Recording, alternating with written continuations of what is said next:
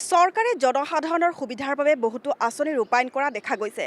তাৰে ভিতৰত এটা আঁচনি হৈছে চাবলা আঁচনি, যিটো আঁচনিত এতিয়া কাম কৰিব বা দায়িত্ব এই আঁচনিৰ জৰিয়তে দায়িত্ব অৰ্পণ কৰিছিলে সমাজ কল্যাণ বিভাগক।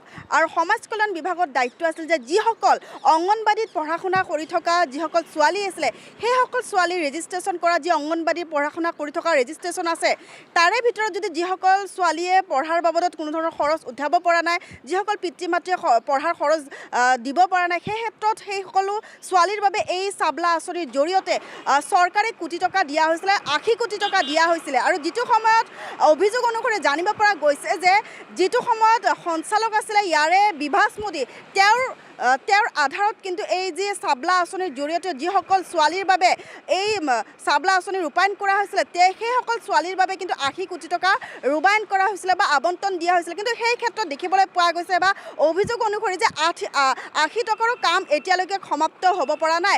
এই ক্ষেত্ৰত অভিযোগ উত্থাপিত হৈছে যে ছোৱালীসকলৰ সুবিধাৰ বাবে পঢ়া শুনাৰ বাবে যিসকল চাবলা আঁচনি অসম চৰকাৰে ৰূপায়ণ কৰিছিলে, কিন্তু সেই চাবলা আঁচনি এতিয়া দেখিবলৈ পোৱা গৈছে যে 80 টকাৰো কাম সম্পূৰ্ণ হোৱা নাই।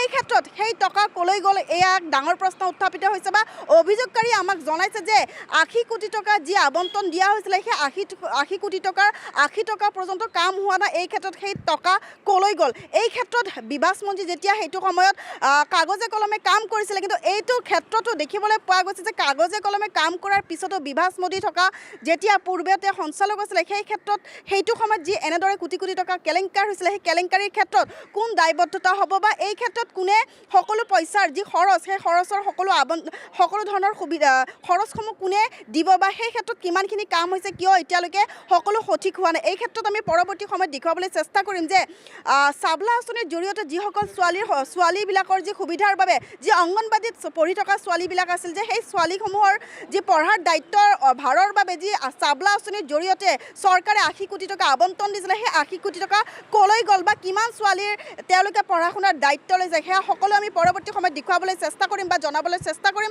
চাই থাকিব আমাৰ সৈতে এনি ভাৰত 24। ৰঙাপাৰাবাসীৰ বাবে সুখবৰ। আপুনি যদি দুচকীয়া বাহন ক্ৰয় কৰিব বিচাৰিছে তেন্তে এতিয়াৰ পৰা আৰু চিন্তাৰ কোনো প্ৰয়োজন নাই।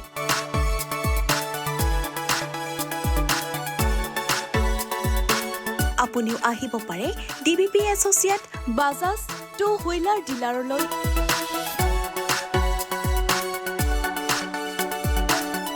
আমাৰ ঠিকনা হৈছে ৱাৰ্ড নং ৮ ঠাকুৰবাৰী ৰোড, ডাকঘৰ ৰঙাপাৰা, জিলা শোণিতপুৰ, অসম।